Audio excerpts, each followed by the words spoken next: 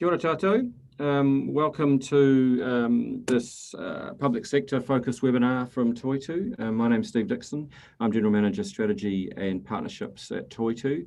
Look, thanks everybody for coming along. There are a heck of a lot of you all over the place. So clearly this issue of managing COVID emissions budgets and where we go from here, and hopefully how we can maintain these budgets, is of great interest to people, and it's challenging some people out there, I know, based on our conversations with many clients. Look, we have a little under an hour. Apologies for starting a little late, as usual. A few technical issues. You think after a year of this, we'd be getting better at it, and I think we are, but there are still every so often a few issues. So here's how things are going to run today. Helene Paquelin is going to sort of start us off with kind of an introduction to where she sees things being, how you might manage working from home emissions, and then what the future might look like, and how do we do targets, and how maybe can we maintain these level of emissions that we've had in 2020. We'll then have a Q&A, which Helene and Stu McKenzie, one of our senior advisors down in Christchurch, will be open to questions. But because I've seen the list of people who are out there who've registered for this webinar, I know there's a hell of a lot of talent that's sitting out there watching. And we at Toitu don't believe that we have all the answers to all the questions just yet. And so we'll really be pleased if as the questions go into Q&A, and please use the Q&A tab, not chat, because we can manage questions a little easier. There's Austin working in the background doing that.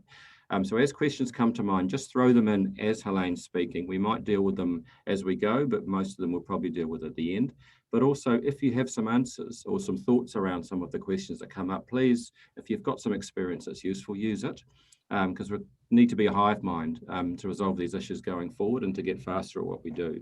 So welcome aboard, everybody. I'm going to pass over to Helene now, and she's going to start the presentation, which I think will be about 20 minutes. So we'll have plenty of time for Q&A and teasing things out. Cheers. Thank you, Steve. Kia ora, everyone. Thank you for joining this webinar. So as mentioned, the whole working from home and measuring your carbon footprint is something that's quite new. So we will be covering a few subjects today. So a little bit about, as we all know, how did COVID affect our emissions overall? Should you really be looking at assessing and measuring those emissions from staff working from home? If you do, I guess, how do you even get or start estimating that data? And finally, some of the core questions that we're getting quite a lot through our client base would be around, how do we work with that inventory that has been affected by COVID lockdowns? And how can you use that to really drive positive change? So I really would like to encourage all of you to be commenting, to be sharing throughout the webinar. I think, all of you have a lot of experience and, really may have already walked a lot further than a few others. So really share your experience. We're all here to find the solutions together. So thank you very much. So the effect of COVID-19, I think all of us have seen this photo multiple times, and it's a really impactful one. We know that during global coronavirus lockdown, we saw about 7.4% decrease in global emissions. So that's around what we need to achieve year on year to reverse climate impact and hit our trajectory under the Paris Agreement. So it's really shown us, I guess, how much we really need to be working towards to actually achieve our targets. And obviously, we all noticed it by working from home and how nice it was during the lockdown, by hearing less noise, by feeling less pollutions, by being able to walk on the roads and, hearing the birds and walking more. So it was really noticeable for all countries, but also for all companies as well. And I guess as we go through this webinar, think about in your company, what would be some of the main emissions that would have been impacted by COVID? I'll be mentioning a few as we go through it, but really think about for your company, what was the main emissions that dropped down? Great. So one of the most obvious one for all of us would have been the reduction around all travel-related emissions. We used to operate such a different business, which involves a lot of traveling to client side, to see colleagues, to meet as a team. Your air travel would have immediately be dropped down to near zero, especially your short haul and long haul travel, with all the borders being closed. But there was also quite a big impact on your taxi and your fleet vehicles who probably would have stayed near the office and a lot less travel with the new norm of doing online meetings. So we do know that companies will be demonstrating a reduction in scope 1 and 2 around the reduction in the office building energy consumption, but also, as we mentioned, in terms of travel related. Obviously, we also know that some of those emissions from your offices that may have remained empty, you would still have a base load of energy, cooling and heating of the building. So they won't be going down to zero, actually, when you look at that measurement period over those first and second lockdown. But there would have been nonetheless an impact on the overall. So we also think about waste. So waste from the office would have again reduced significantly, and the employees may have been using a bit less. I know for myself, you know, and when I'm at home, I think I probably produce a little bit less waste because you know, I have access to my kitchen, I have access to a towel instead of tea towels and things like this. But some other emissions that would have been impacted as well would be paper use. You know, from working from home, none of us or very little of us do have access to printers. And because we had to share everything without being in person, everything became electronic. Accommodation nights, which is very related to obviously no travel, and employee commuting would be a big one. So employee commuting is not something that a lot of companies are tracking at this stage. You know, it's one of the supply chain categories, which is an optional one to be looking at. And quite often it's one that's a bit difficult to get the data and requires some surveying and requires some analysis, and quite often is put on the side. Nonetheless, through this lockdown, as we know, congestions and just travel was reduced, and therefore that commuting was also almost near to zero. So I guess before we go anywhere further in the slides, Austin, if you have the little poll ready, we would love to get a sense of if any of you have sort of started measuring working from home emissions, have started estimating it or thinking about it. Obviously, you may have not got to that measurement period yet. So if you want to just quickly vote on the poll that should have appeared on your screen, we would really appreciate it. I'm leaving you a few minutes, bit of time.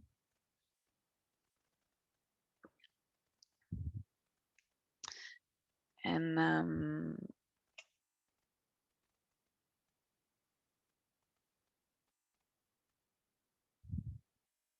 I don't know, Austin, if you can comment on getting some results around this.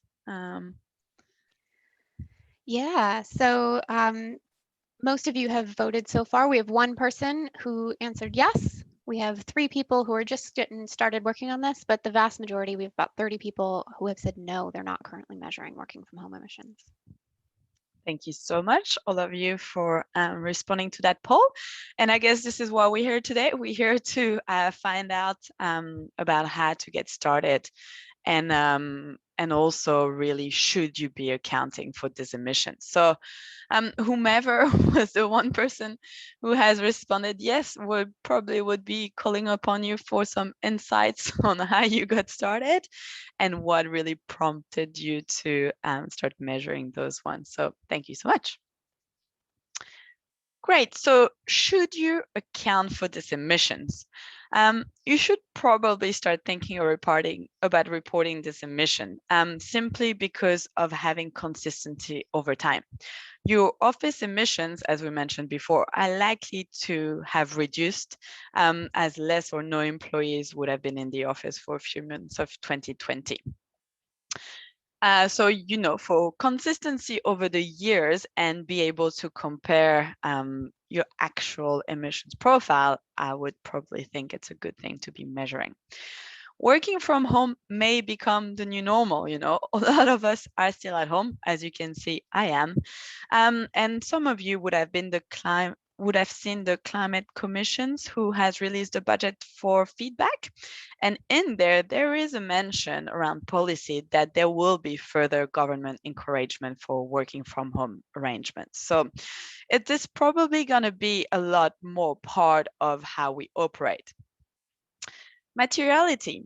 These emissions could be material to your overall emission profile, depending on your company greenhouse gas emission sources, of course, but they could actually be contributing to a material part of your footprint. Transparency. For some of you who have been in the journey for a while or are part of our program, we do know that for all emissions inventory, we need to always go back to the principle of transparency. It's really important to be clear about what is included and what may not be included. This is really what we're trying to achieve in terms of reporting your emissions profile. So really, for transparency reason, really sharing what you've calculated and what you may not have calculated. And another reason for accounting for those working from home emissions would be around the strategic decision. Again, it may help your company decide whether you'll be decided to downgrade the office space, whether you'll be setting up a policy about working from home about 3 days a week, or asking your employees to come back to the office because the working from home emissions are actually higher. So we've heard quite a lot from a few of my clients, simply starting to ask about, okay, our leadership really wants to understand how emissions been impacted by this and what does it looks like, and therefore really shifting and drafting that strategic decision making. So now that we think about, it's pretty clear we should really start accounting for those emissions. So how do we even get or estimate the data? As always, in terms of emissions principle, you always start at a level where you are doing quite a lot of assumptions. If you have ever in the past, measured some of your supply chain emissions, or some of the emissions you may not have much information about, you know that you will always be estimating to begin with. And that's okay. Over time, we will be refining that data. When we do estimate data, we always are going to try to be as conservative as possible. This is simply because by being conservative, we know that we're probably having the near most accurate estimation of your data. As you refine it and you get more accuracy, you will be getting a better picture of your actual emissions associated with that. So as you see on screen, I will just be mentioning about 4 different options you can get started to get and estimate the data. So the first one would be the 2020 Ministry for Environment guidance for the greenhouse gas emissions and emission factor. If you haven't seen the document, they make it very clear that there's been a few changes, not that many, but one of them is obviously around working from home. And what they've done, they've set up an average emission factor, which you can see on screen, 0.908 kilogram of CO2 emission factor, which has been obviously a very high level assumption, an average emission factor, which will be based on your number of employees and number of days. So that's probably your first options. If you really have very little data and you don't know exactly much more detailed information, you can start with that. So you can go in, estimate the number of days per week they were working from home during lockdowns. It's going to be 5, and number of employees, and therefore gets your emissions associated with working from home. The second one would be our method. So we have a figure that assess, I guess, the kilowatt hours used per employee per year.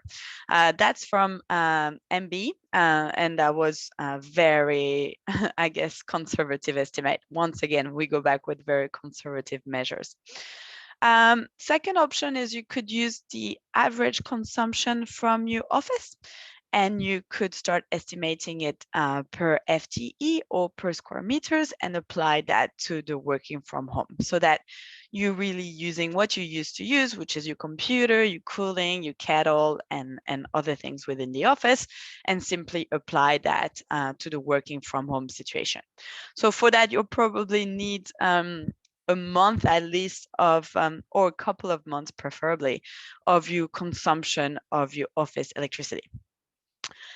You could use the averages that are being provided by IRD for companies that are home-based, so that's another option. And the last one would really be to just look at a home power bill. So again, you will need your employees to be happy to share that information with you, but that's probably the most accurate way to get a bit of a sample of employees that are happy to share with you, looking at different type of home-based setup, apartment, separate home, shared space, and things like this. If you are with Toitu, we always want to make life easy for our clients. So we have set up a working from home template.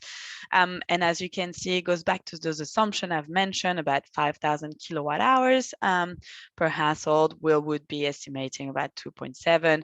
And you simply enter the number of days that they're working from home and the number of full-time employees, and we'll do an estimation of the kilowatt hours for your period. So super simple.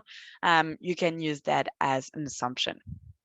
Second one, in the same spreadsheet, sorry, we've also done waste with different, reference of where the information came from, just to help you, again, assess those emissions. Company specific data. So try to understand the number of hours your employees work per day, and if possible, if they're more than one person working from home. So we would really recommend you make the survey as simple as possible. It's like anything. A very simple question: would your home normally be occupied if you were going to the office as per normal? Yes or no? This will indicate whether when you then do your calculation, you should be estimating for more than one person. Another question would be, what sort of waste separation do you have? Do you compost? Do you have your own individual bin, or do you share with the building? Use the office data as we've talked about just now. So using those kilowatt hours that you have from your office, dividing it by a measure, so square meters and potentially full-time employees, and just applying that to the number of people that are working from home. And the last one, getting that employee for that actual electricity bill to have transparency about actual kilowatt hours used. Looking at international best practice. So again, there's going to be a lot of information that's going to be coming out around the impact of COVID and measuring for the emissions associated with it.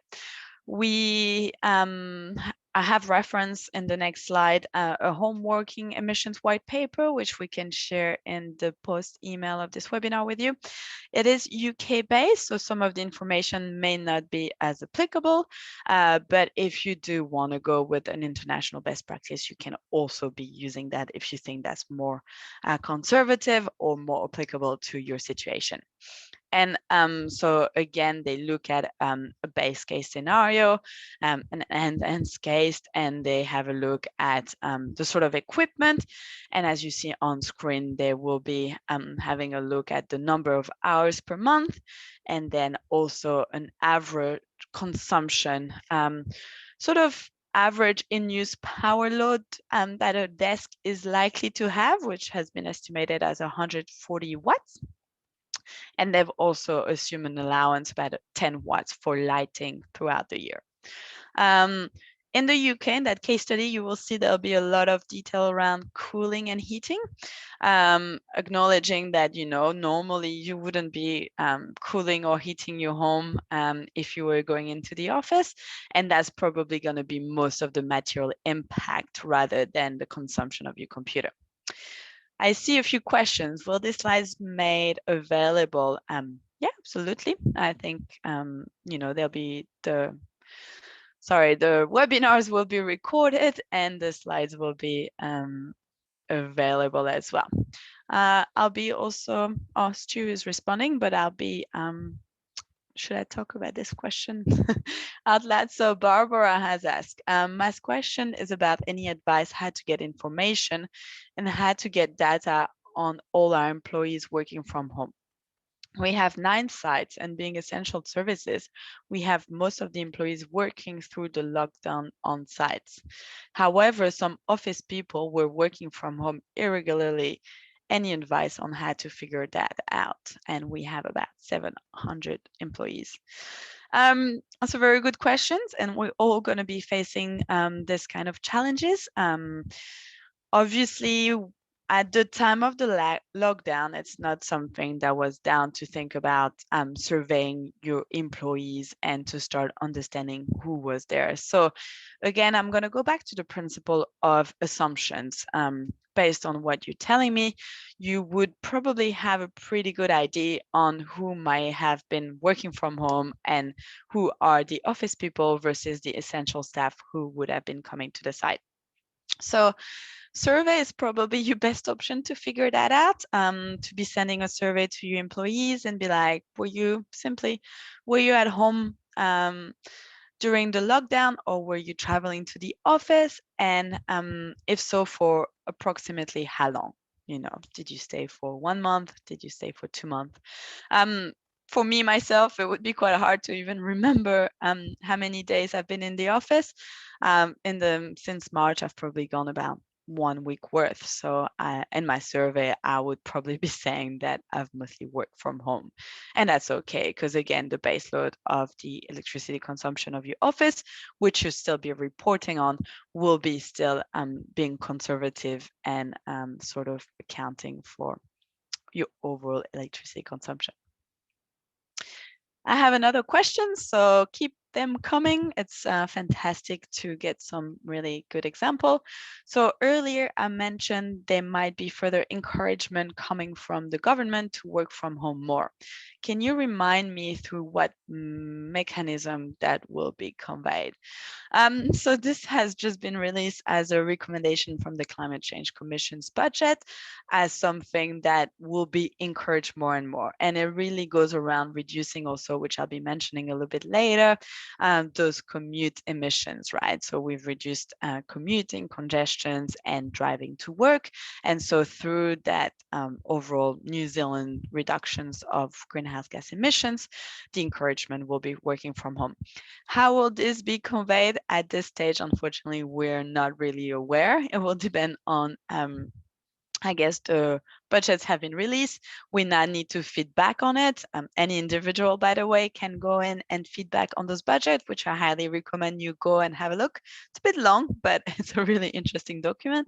And the government as well will be feedback on those budgets and whether they agree with half of it, which one they'll be looking at implementing. So we'll probably be hearing a bit more about it. It's just something to keep in mind. It's very likely that it will become more and more the new normal. So just keeping it in the back of your mind as you work through your emission profile, as you start measuring this and waiting to see how what information we get around that. Another question. So Selva, I wonder if there is a possibility to source this information from HR setup, a mechanism to measure the actual data. Absolutely. So again, I used to do that in a hotel, and we were looking at commuting. And so at the time, I had asked HR simply to provide me with a suburb where my employees were working. and doing some assumption about how far they were likely to travel from based on the suburb that was registered on our HR system. So absolutely, there might be for some companies some confidentiality issue. So I think always engaging with your team is a really good way to get them to understand what you're doing, get them to be part of the journey. So of course, there is always some platform and database that will be providing you with information. But I think doing a survey and getting your employees to think about their habit, think about how they set up, think about all of that really makes them even more engaged in the company they work for journey as well. So really up to you. There is always an option to get access to the data. So yeah, HR and information internally held is also possible. Cool. Thank you so much for the questions. I'll be moving on to the next one. So materiality. As you can imagine, the impact of electricity and working from home may not be a big change for your organization. I guess this is when we think about other emissions that have been impacted by COVID. So as I just mentioned, commute to work is a big one, which we all know has reduced enormously and has helped employees gain time, gain money, and also reduce the overall congestions on the road. So measuring the employee commuting aspect of your emissions profile will be the one probably giving you a higher material impact, and is very closely related to working from home. So I guess what I'm trying to say is, if you do go down the road of assessing working from home emissions, it might not be that much of a material impact. If you add to that measurement the commute to work and the impact this had combined, there will be a material impact over that COVID situation. So measuring your commute emissions profile. So the greenhouse gas protocol guidance, if you haven't seen that document, again, it's a fantastic one. It has a lot of detail and explanation on how you can start measuring those commute emissions. So first and highest quality of the data would be fuel-based, which would involve having a look at the amount of fuel consumed during commuting and applying the appropriate emission factor to that fuel. As I can imagine, not many of us would have access to that data, and your employees would really struggle to get that. That's okay. If you don't have it for now, you can have a look at a distance-based method. It would involve collating data from employee on commuting patterns, how far they've traveled, and what sort of mode of transport they use for commuting. Applying the right emission factor, which would be bus, train, your own car, electric bike, or looking at walking and things like this. If again, that's a bit hard at the moment, you could also simply use an average data method. It would just be looking at a very high level assumptions, which will base on national data on commuting pattern. This one will be simply, as you can see on screen, assuming most of your employees are driving to work in their own car on their own.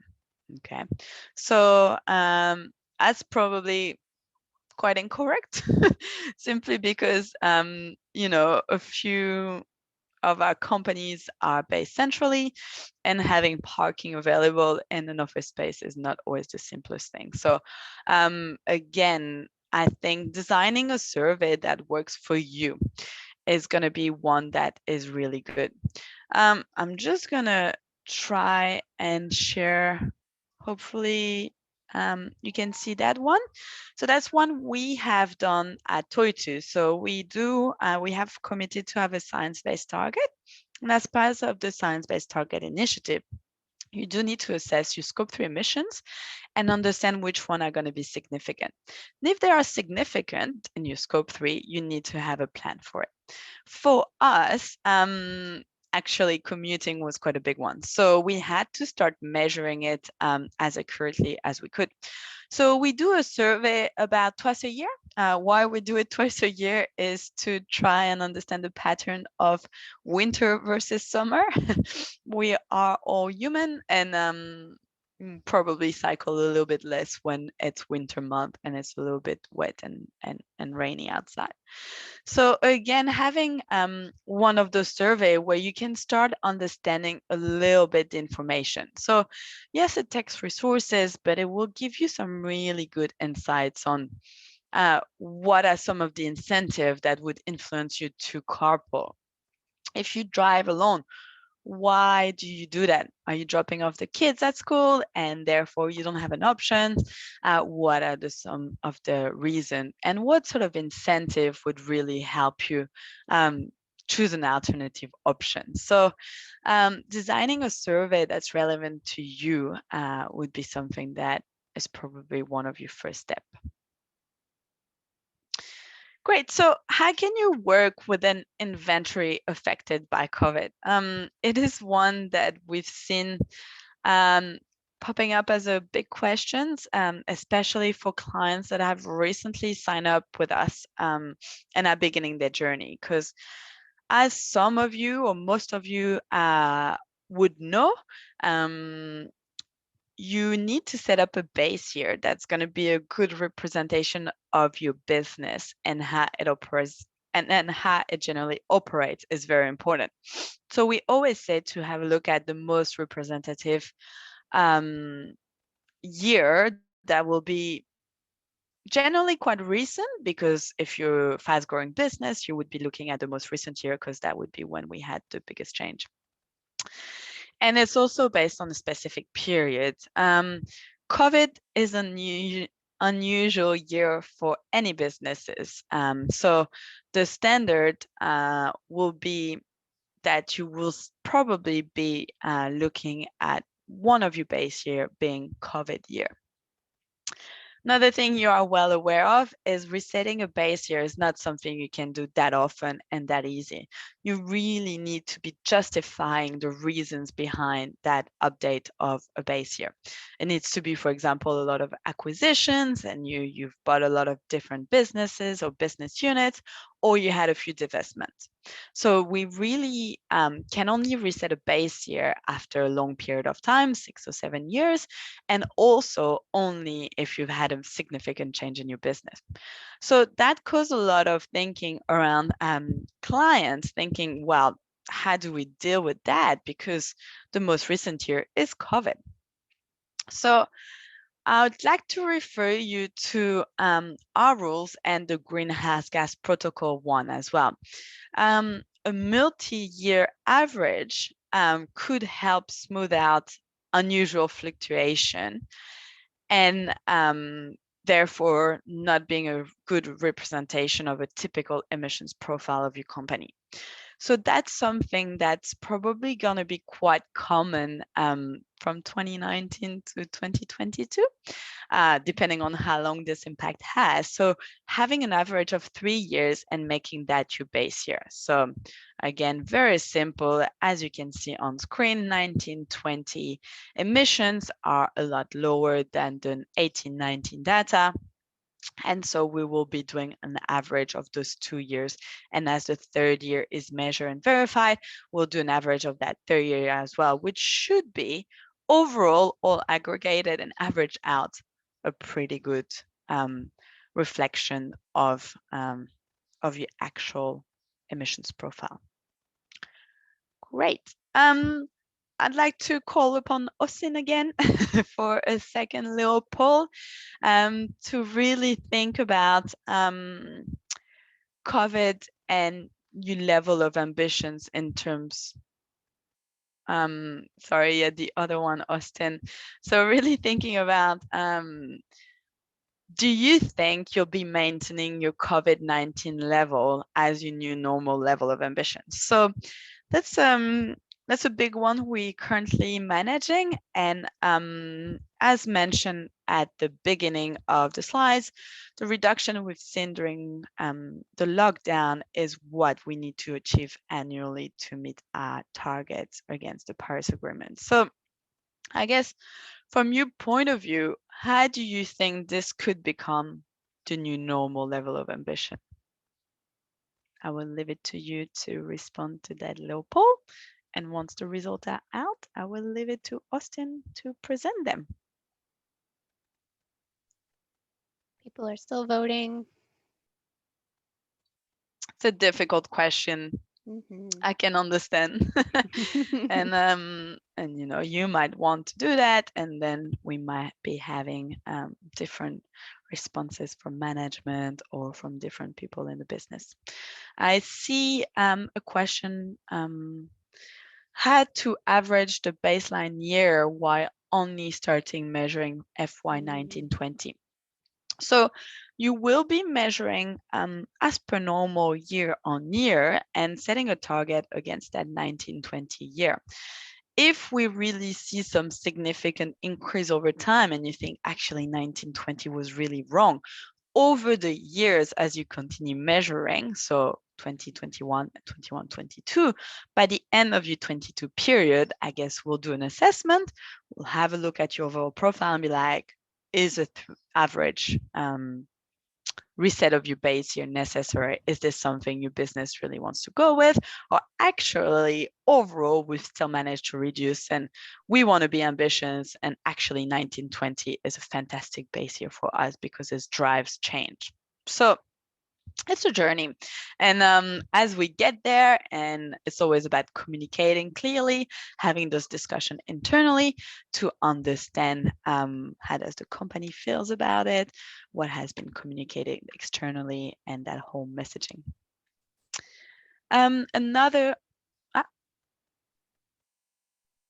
So yes, we've got 4 people that are really excited about making the new level of ambition. We want to, but not quite sure how. Absolutely fair. Again, we're still figuring out the emissions from COVID and what has changed in our company business and how we now operate. And then a few, no, this is not applicable to us. So thank you for responding to that poll. Quite interesting results. And I love that you do want to, but not sure how to. So that's great. I have a question here, Salva. With respect to this new poll, I would like to share that we actually did not have as much as a reduction as we would have expected during the COVID period. Despite the lockdown, our overall diesel consumption was more than 1920 compared to 1819. Absolutely. And that will be, again, the inequalities across different businesses. You know, your fleet may also be used by individual people and they do drive home, and some of that consumption could have been part of it. Or you could have had to visit a lot of people once the lockdown was over. You could be an essential service and you could have had to operate as per normal or even at a higher rate than previously. So of course, all of that is going to be part of this unusual year. And I guess it's really thinking about the business. Okay, we didn't get a reduction part of COVID. That's okay. How can we still look at overall reduction of our business? The other question is if our first complete inventory will be 21, 22, putting data measuring systems in place now, do we use that as our baseline given international travel will possibly still be limited then? Again, if it's your first year measuring, it will be naturally your baseline, simply because you need a full year of data and that's your first measurement period. And I will go back to what we mentioned before. Will you make this the new level of ambitious, or in 3 years' time, if 2020 to 2023 or 2023 to 2024, your international travel, long haul for conferences or other purposes have gone up, then you can decide to do a 3-year average base year. Hope that answered your question. We have another one. So thinking that a lockdown situation would be hard to be a new normal, but compared to a current alert level 1, it has definitely reduced emission versus pre-COVID time. Also allowed for more flexibility for working from home, a different region, so just not working from home. This comes to a cost as well, as it's not a 100% remote situation. It required trip to the main office once in a while, but not as often as before. That was a comment, not a question. No, that's absolutely fine. You are absolutely correct. So I will actually jump into the next slide because I think that's quite relevant to what you just mentioned in your question is, how do we find that new way of working? So we might realize that working from home, as you said, might be costing us more, might be not as productive as it was during lockdown, might be creating communication issues, and collaboration has gone down within your team. So you will really need to think about, okay, what is the new normal? So I've put a few things to think about, and I guess coming back to what you mentioned is decision around your office. So we've seen in the news quite a lot of offices downgrading, looking at a shared space. Not all of us can. We're stuck in a list until 2022, but it is something we will be looking at because our company, due to the way we operate, would like to encourage working from home. So I guess setting a policy about what is expected from our employees and how do we want to go forward. And that applies to working from home as well as travel. So how can you drive ambitious level and make COVID your new reference here? We've shown that we can operate by doing all those lovely online meetings. It's not always suited. We do understand that. Nonetheless, it is possible. So really having a think about that air travel and all that travel we used to do. Should you start investing in technology a lot more and technology that works and making that change really a journey with your employees, making a whole training and a whole induction so that everyone is so confident and really understand when it's okay to travel and when it's not. Managing expectation, very good example is us. We realize remote audits are possible. Not always. We will still need to come and visit our clients to check on their site.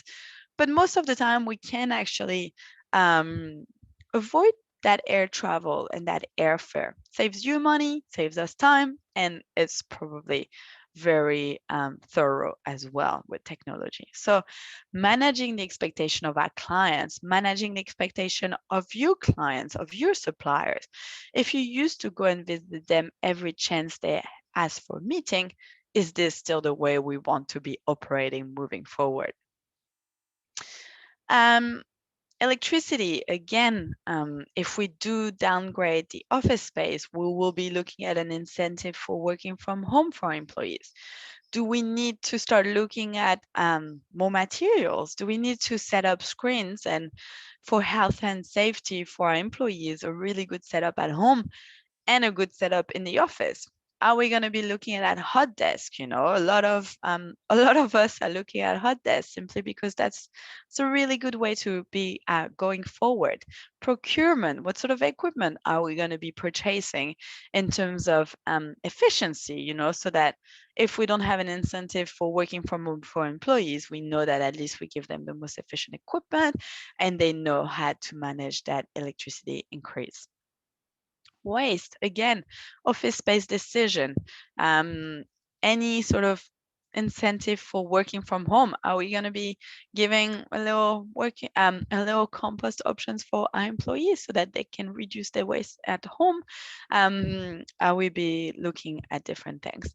Commute, as you measure it, not making parking available, for example, to your employees, looking at whether that's an option so that, driving to work is no longer something that all employees can do. Some other incentive, Auckland Transport, of course, they're Auckland Transport, but I'm pretty sure they have, discount or an allowance per month for their public transport. That's the way for them to make sure that their employees feel happy and are okay to be taking public transport to get into work, and it's not a higher cost. So again, the Climate Change Commission talks a lot about not leaving anyone behind. So driving change could be just supporting your employees, that it could be a lot more expensive to take public transport. If you're in Auckland and you take the ferry, you would know what I'd be referring to. So is there an incentive your companies would be looking at to help your employees reduce that commute to work? And finally, a big one is education. So, having a lot of training and having a lot of awareness and incentive about how can the employees be reducing their usage at home. I never used to do that in the office, but I definitely unplug my whole multi-plug every night when I'm at home. It's simple. I hope and I think it has a big impact overall. When you leave things plugged in, there is a fair bit of consumption happening. To me, that's a way I know I'm not impacting our overall electricity consumption too much in my household. And looking at discount for renewable energy or alternative options are a few things that so far were in that white paper and things we've seen happening across our clients. And that's pretty much how much I wanted to cover today. As mentioned, we are at the beginning of that journey. It's all quite new and something that a bit like when you start your greenhouse gas emissions, we may not have all the answers, but assumptions, survey, and best practice international or locally are really acceptable ways to get started, to get at least an estimation on those emissions. So I want to open it to further questions. I know we've had a few that we've answered throughout. So just one more. Do you have resources for team member education on what they can do at home? It's not something we have available as of yet. I'm sure it's something we'll be developing quite soon as part of our managing emissions principle. But I think whatever used to be applied in your office, and Sustainable Business Network has released, I think a while ago, a guide on smart office guideline. That's something you can use to still apply to home-based emissions. So whatever used to be done within your office is probably as applicable as your employees working from home. In the UK one, I saw that there was a few incentives for, like renewable energy contract, investment into alternative electricity provider, and some incentive, potentially some incentive against replacing your light bulbs and having smart plugs and things like this. And obviously, as an employee, you also can influence really the equipment you provide your employees with, and making sure that it's as efficient as it could be. Another one, fantastic, keep them coming, thank you. Is it obligatory part of the Toitū carbon reduce program to be measuring and including working from home emissions going forward? That's a really good question. I'm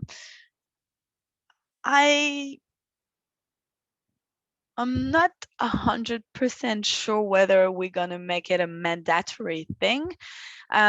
I think again, it goes back to consistency of inventory over time. So it would be really beneficial to the client for you to see your consumption of 1819, where there was nothing, against 1920.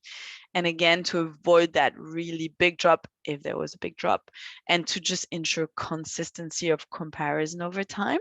So probably would be something we would highly recommend you look into, simply because it'll allow you to be comparing apples with apples over years. Hope that answers you. If you want to type some further clarification. Helene, I can just expand on that. So yeah, thanks. So currently in our current version, working from home is not mandatory, and we're working towards rolling out a new version of standards in line with the new ISO standard. And in that context, it comes down to a question of significance. And the way you define the significance comes down to a lot of what Helene's already been mentioning around materiality, significance to your stakeholders, your staff, and other sort of considerations. So you run a significance criteria across it and say, should I put it in the inventory? And then the other, in terms of our own program, the other aspect is we're likely to do sector specific guidance. So if across the whole sector, from experience, we see working from home as being a significant emission source anyway, we might say, so for example, for professional services, we might say, well, that's actually a mandatory emission source unless you can demonstrate that it's de minimis otherwise. So hopefully that gives a bit more background there. Just de minimis means it's non-material. It represents less than 1% of your emission profile. So thank you, Stu. I think that answered as well Margaret's question about staff commute mandatory. It goes back to significance and assessing whether that's going to be an emission source that you will be reporting, either because it's sector specific, or it be something that's significant to you, or some of stakeholder may really want you to be tracking that information. So, for example, as I mentioned before, your leadership team for the strategic decision might say, well, actually, we need to understand working from home emission as well as commute to make a very good decision on our next step moving forward and the strategic direction of our company. And another question from Geoff, do you think increase in electronic transmission and VPN connection should be taken into account from working from home? That's a really good question. So I guess data centers and connections and the cloud is something that is being asked a lot more by our clients. It's not something that has had extensive survey or release of information available at this stage. So I guess it will definitely be having an impact in the long term. It's something that's really hard to put a number on. So I guess if I think of your data centers and being able to understand the actual emissions associated with the transmissions of information, probably in a few years, or as information becomes available and more data becomes accessible to everyone and emission factors. For now, it's something that's really tricky to put a number on. And I guess we're hoping that through your electricity consumption and the transmission and distribution losses, you're still accounting for the majority of the emissions associated with that use. Fantastic. Well, I would like to thank you all very much for attending this webinar. I do hope it's provided you with some insights on, I guess, a first step towards understanding the COVID impact, measuring it, and also how to drive ambition internally with the team, with your leadership team on the plan moving forward to reduce our overall greenhouse gas emissions. We have 3 more minutes, so if you do want to ask some further questions, please do not hesitate. Otherwise, we'll share the recording with you, that white paper, and the slides. Thank you. Thanks, everybody. Have a great day.